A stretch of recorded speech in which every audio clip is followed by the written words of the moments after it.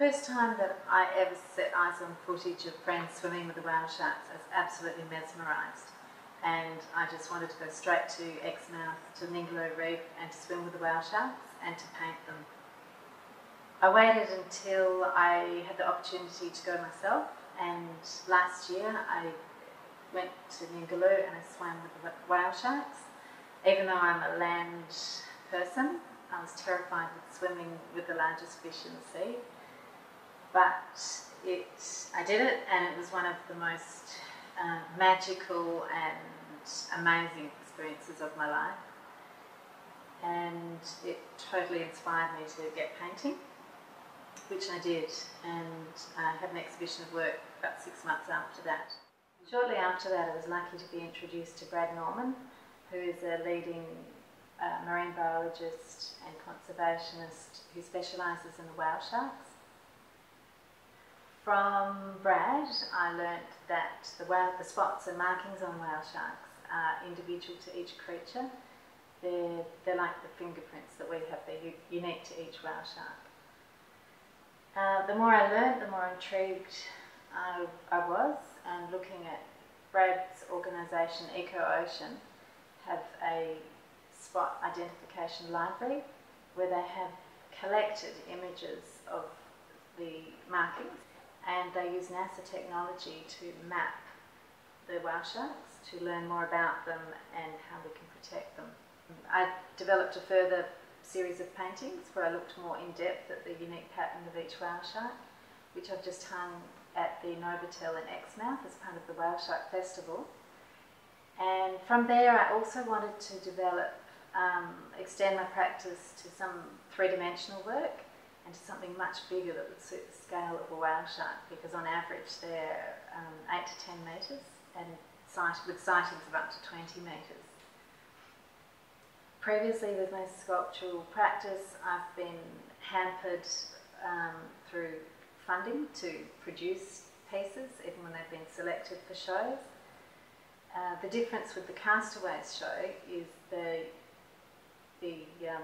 inclusion of recycled materials means that the possibilities are endless, and I can create large-scale work without the hindrance of cost being an issue.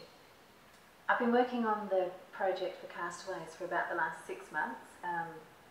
I've used a particular whale shark known as Stumpy, who's been tracked for the last 20 years, and I've honed in and I've examined Stumpy's unique spots, and the piece centres around these. Over the 6 months I've played around with perspex, LED lights, the use of sunlight, reflections and refractions, with shadows were cast, and I've come to a piece that is going to be an ephemeral installation at Castaways, and as basically it'll be illuminated water.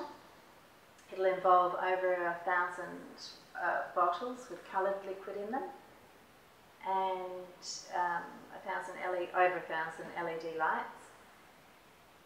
The installation can be in a continual state of flux and change as it responds to the movement of the sun and the intensity of the sun and the daylight as it casts colours and shadows. And at night it'll take on a life of its own with as the LED lights come into effect. We've got solar powered lights, and there'll be a glow.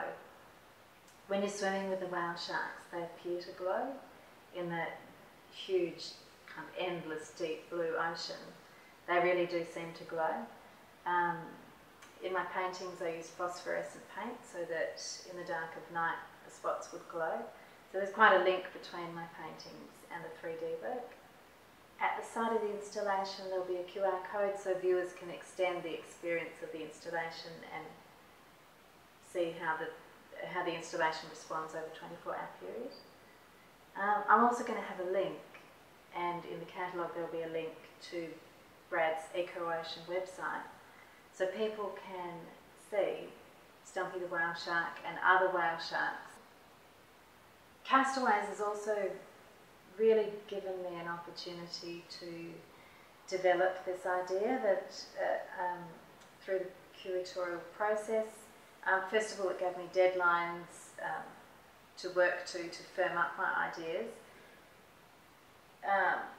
I wasn't exactly clear in the beginning. It was great having Lyn come back to me and say, can we make more sense of this? What exactly do you mean? Help me work through the process. And at that stage, it was a simpler idea that I've since grown with the idea of the time lapse and the linking to Brad's site. So being part of the Castaways project has really helped me to develop a completely new idea from something that was in process and could have remained that way for a long time. I'm really excited about this project, and it's been a fantastic experience to be involved with Castaways.